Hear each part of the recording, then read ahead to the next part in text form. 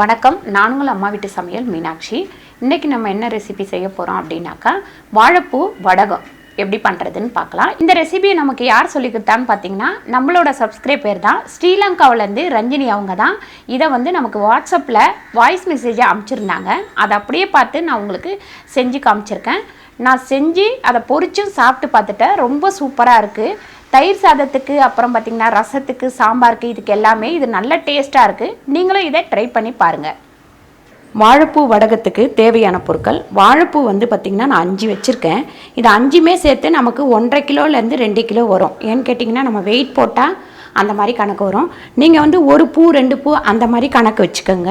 2 அழாக்கு நான் உளுந்து போட்டிருக்கேன். 2 அழாக்குனா 600 கிராம் உளுந்து போட்டிருக்கேன். 5 வெங்காயம் வச்சுருக்கேன். ஒரு 25 பச்சை மிளகாய் வச்சுருக்கேன். ஜீரகம் 2 ஸ்பூன் வச்சுருக்கேன். பெருங்காய பொடி 1 ஸ்பூன் வச்சுருக்கேன். இப்போ நம்ம எப்படி செய்யறதுன்னு பார்க்கலாம். உளுந்து நம்ம ஒரு 2 மணி நேரமாவது குறைஞ்சது ஊற வைக்கணும். முதல்ல நம்ம வாழைப்பூவை ஆஞ்சிட்டு அதுக்கப்புறமா உளுந்து என்ன பண்ணுறதுன்னு பார்க்கலாம். பாருங்கள், வாழைப்பூவை இந்த முனையில் மட்டும் இப்படி கட் பண்ணிக்கோங்க. இந்த முனையில் இருக்கிற இந்த இதுதான் நமக்கு கசப்புத்தன்மை இருக்கும். அதனால் அப்படி கட் பண்ணிவிட்டு அதை வேஸ்ட்டு கீழே போட்டுருங்க. அதுக்கப்புறம் இதை நல்லா பொடியாக நறுக்கிக்கங்க.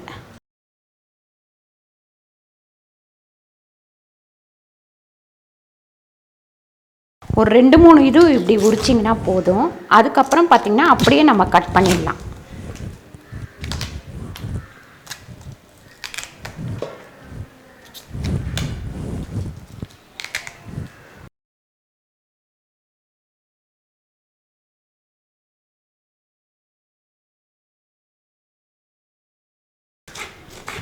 பாருங்கள், இதில் தண்ணி ஊற்றக்கூடாது. நம்ம அதே மாதிரி கழுவவும் கூடாது.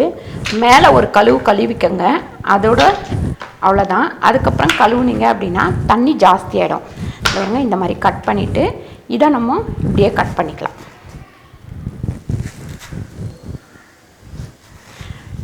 பூ மட்டும் போடணும் அப்படின்னா நமக்கு நிறைய வராது. அதனால் இந்த மாதிரி கட் பண்ணிக்கிட்டோம் அப்படின்னா இது எல்லாமே ரொம்ப நல்லது தான் உடம்புக்கு.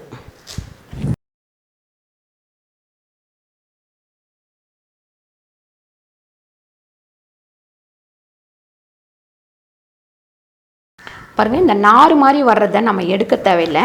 இது நமக்கு உடம்புக்கு ரொம்ப நல்லது. எதுக்கு நல்லது அப்படின்னு பார்த்தீங்கன்னா, இந்த கிட்னியில் கல் இருக்குது இல்லைங்களா, அதுக்கு இது ரொம்ப நல்லது. இதை வாரத்தில் 2 நாள் இதை சும்மா செஞ்சு வச்சுக்கிட்டு பொரிச்சு சாப்பிட்டா கூட போதும். உங்களுக்கு கல் சேராமல் இருக்கும். இந்த நார் இருக்கட்டும், இருந்தால் தான் நம்ம உடம்புக்கு நல்லது.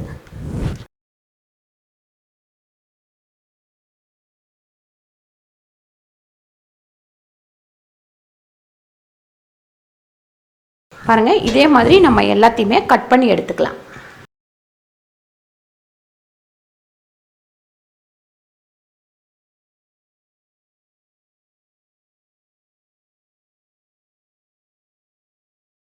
பாருங்கள், வாழைப்பூ நம்ம நல்லா பொடியாக கட் பண்ணி எடுத்தாச்சு.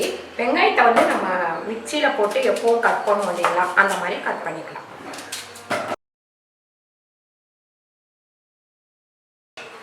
இப்போ வாழைப்பூ ஒரு 1 கிலோலேருந்து 2 கிலோ அப்படின்னாக்கா நம்ம வெங்காயம் ஒரு 3/4 கிலோ வெங்காயம் போடணும்.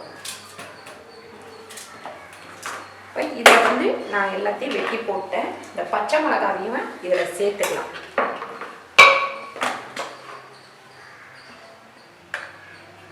இப்போ இதை அரைச்சி எடுத்துகிட்டு வந்துடுறேன். இப்போ பாருங்கள், வெங்காயம் கொஞ்சம் நல்லாவே நான் நைஸாகவே அரைச்சி எடுத்துக்கிட்டேன். பச்சை மிளகாய், உங்களுக்கு பச்சை மிளகாய் வேணும்னா பச்சை மிளகாய் சேர்த்துக்கலாம், இல்லை காஞ்ச மிளகாய் வேணும்னா காஞ்ச மிளகாய் சேர்த்துக்கலாம். இப்போ நம்ம இந்த உளுந்து அரைச்சி எடுத்துக்கலாம்.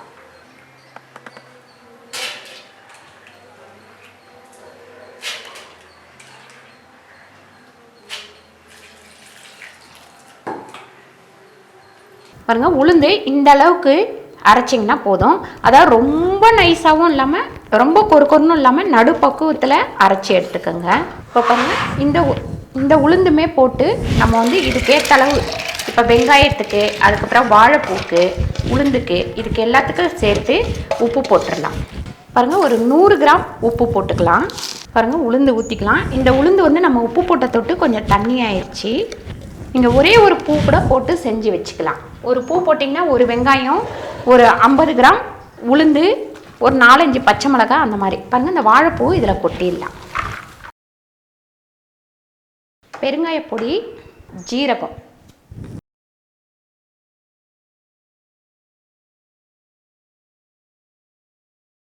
இதை வந்து நீங்கள் காலையிலேயே செஞ்சு வெயிலில் வச்சிடணும். ஒரு நாள் ஃபுல்லாக ஓரளவுக்கு நல்லா காஞ்சிச்சு அப்படின்னா அடுத்த நாள் ஒரு நாள் காயும் போது மேலே ஃபுல்லாக காஞ்சிரும். அதுக்கு அடுத்த நாள் நம்ம ஒரு 3லேருந்து 4 நாள் நம்ம காய வைக்கணும். இப்போ பாருங்கள், இதை நம்ம தட்டில் வந்து ஒரு சின்ன சின்ன வடை மாதிரி இப்படி தட்டி வச்சுக்கலாம். ஆனால் சப்போஸ் நீங்கள் ரெடி பண்ணும்போது இதை விட தண்ணி ஆயிடுச்சு ஏதோ ஒரு பக்குவம் அப்படின்னா கொஞ்சம் நீங்கள் அரிசி மாவு போட்டு கலந்துக்கலாம். இப்போ பாருங்கள், நம்ம கொஞ்சமாக வந்து இதில் எண்ணெய் தடவிக்கலாம். இந்த தட்டில்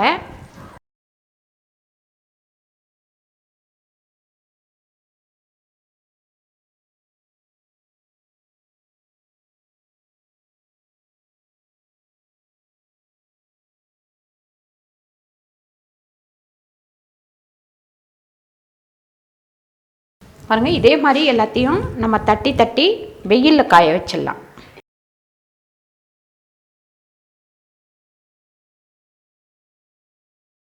பாருங்கள், இந்த மாதிரி தட்டி தட்டி அழகாக வெயிலில் காய வச்சிடலாம். இது வந்து ஒரு 4 நாள் காய வச்சு எடுக்கணும். பாருங்கள், சூப்பரான வாழைப்பூ வடை வந்து ரெடி ஆயிடுச்சு. இன்றைக்கி ஒரு நாள் காயட்டும், எடுத்து பொரிச்சிக்கலாம். பாருங்கள், இப்போ வாழைப்பூ வடகம் பார்த்திங்கன்னா ரெடி ஆயிடுச்சு. இதுக்கு ரொம்ப நம்ம மெனக்கட வேண்டியது கிடையாது. ஒரு 3 நாளில் இந்த வடகம் வந்து ரெடி ஆகிடும். இப்போ இதை நான் வந்து பொரிச்சு காட்டுறேன் உங்களுக்கு.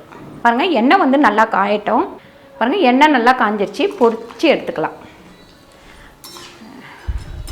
நான் இதுக்கு முன்னாடியே 2-3 வடகம் பொரித்து சாப்பிட்டு பார்த்தேன். செம்ம டேஸ்ட்டாக இருக்குது. ரெண்டாவது அப்படியே நமக்கு வடை சாப்பிட்ற மாதிரி, வாழைப்பூ வடை சாப்பிட்ற மாதிரியே ஒரு ஃபீல் வருது.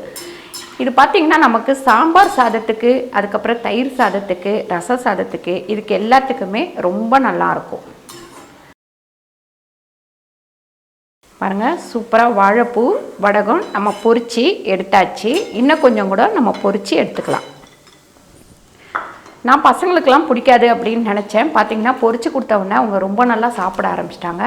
அவங்க சொன்னாங்க, நமக்கு வந்து வடை சாப்பிட்ற மாதிரியே இருக்குது அப்படின்னு சொல்லிட்டு சொன்னாங்க. நீங்களும் வந்து இந்த வெயில் சீசனில் இந்த மாதிரி வடகங்கள்லாம் செஞ்சு வச்சுக்கிட்டிங்க அப்படின்னா மழை காலத்தில் நமக்கு ரொம்ப யூஸ்ஃபுல்லாக இருக்கும். ஒரு வத்த குழம்பு வச்சுட்டு இதுவை பொரித்து எடுத்துடலாம். இல்லை ஒரு சாம்பார் வச்சுட்டு ஒரு வத்தல் பொரித்து எடுத்துக்கலாம். இந்த மாதிரி செஞ்சுக்கலாம். நம்ம இது எல்லாமே வெயில் காலத்தில் செஞ்சால் தான் செய்ய முடியும். பாருங்கள், வாழைப்பூ வடகம் ரெடி ஆயிடுச்சு. நீங்களும் இதை ட்ரை பண்ணி பாருங்கள். இந்த வீடியோ உங்களுக்கு பிடிச்சிருந்தால் லைக் பண்ணுங்கள், ஷேர் பண்ணுங்கள், சப்ஸ்கிரைப் பண்ணுங்கள், ஃபேஸ்புக்கில் ஷேர் பண்ணுங்கள், மறக்காமல் கமெண்ட் பண்ணுங்கள். நன்றி, வணக்கம்.